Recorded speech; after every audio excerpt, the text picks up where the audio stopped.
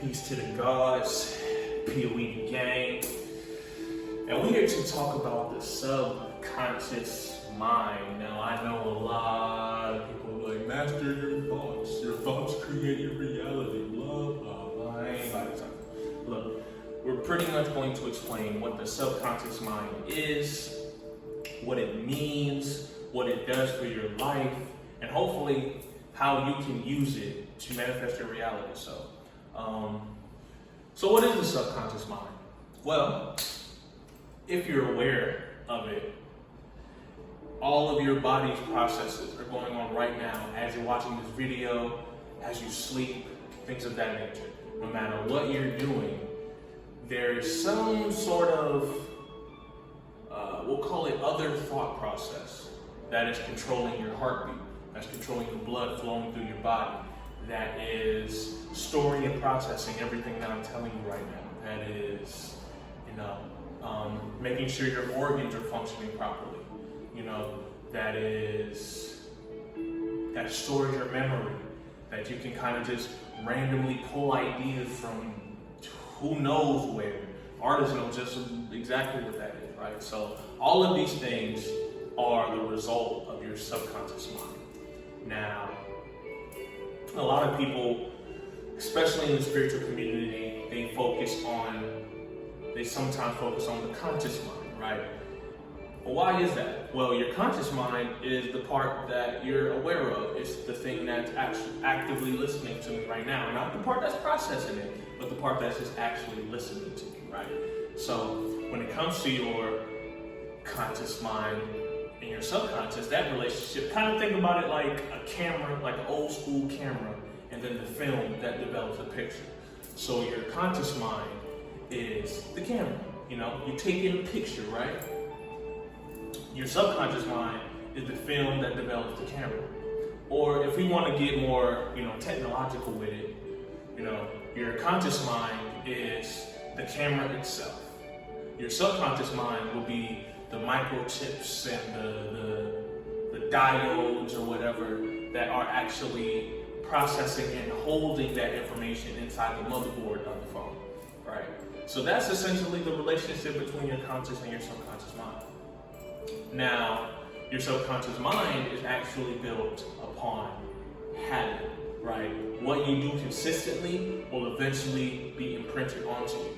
This is why athletes and even spiritual practitioners, right? You'll notice that they repeat certain actions over and over and over. Like they say, practice makes perfect, or, in the spiritual community, affirmations, things of that nature.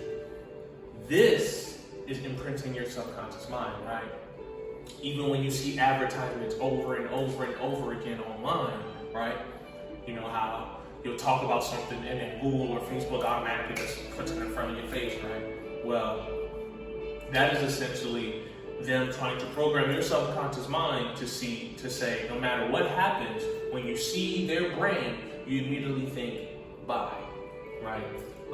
Any type of marketing technique is designed to do just that. Now, with that, you have to think about your intentions, right? You want to have pure intentions.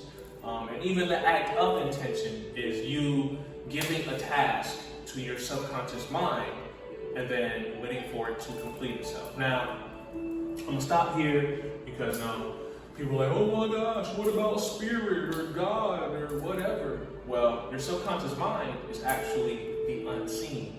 It's the part of your mind that you don't necessarily have access to, yet controls everything around you. Various deities and spiritual practices are actually built to program this part of the human psyche, right? So if you want to talk about someone like Venus, the goddess of love, right? Well, we all have love inside of us, right? So these gods and deities are nothing more than personified versions of the human psyche, right? Now, in order for our, we'll call it physical mind to process it, we have to kind of give it a name and a face or, what have you, just so that we can kind of identify with it and work on it. Now, when it comes to that, pretty much any like I said, any spiritual practice, deities, even the act of ancestry, right? All of these things are the different personifications of that which you cannot see, which is your subconscious, or as some like to call the all conscious, because humanity has, every person in humanity, the entire human race, has this unknown aspect of their psyche. You know how we say we only use 10% of our brain, or a fraction of our brain's potential. Well, the other fraction, the rest of it, is the subconscious mind. This is what's, again, operating everything in your reality. Now, Nate, what you mean? I can use it to manifest too? Yes, you can. It is actually what's doing the process for you.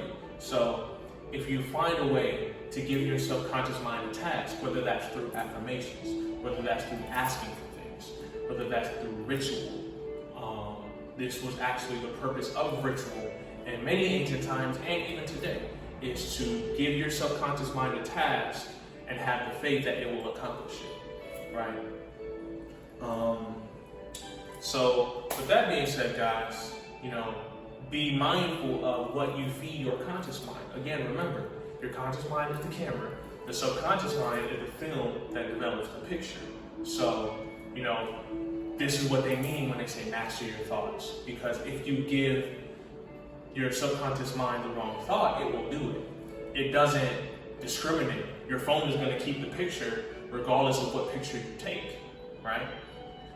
Your mind is the same way. It doesn't matter what it intakes, it's going to keep it regardless. So if you feed it negativity, it will only produce for you negativity. This is why programming your subconscious mind is important.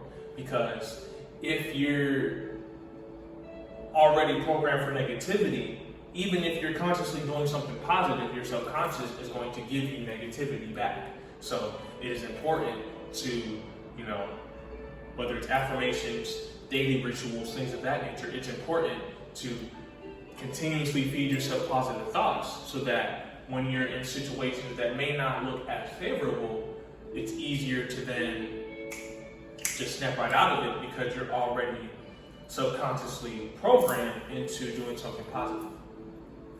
Now, with that being said, right, I mentioned advertisers earlier, right? There are beings, people, businesses, and so on out there looking to program you. That's why they call it programs on TV, right? Tell live vision, tell lies to your vision, right? Their whole goal is to program you to do what they want you to do. So in order to do that, they either jar your mind so that you will remember the experience, or show you the same things over and over and over. This is what happened with